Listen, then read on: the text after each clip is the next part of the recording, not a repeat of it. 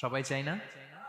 এটাই আজকে আমাদের আলোচনার টপিক, যে যাদেরকে আল্লাহ ভালোবাসেন। আমরা আজকের এই চমৎকার সন্ধ্যায় জেনে নিব যে আল্লাহ তাআলা কাদেরকে পছন্দ করেন এবং কাদেরকে ভালোবাসেন।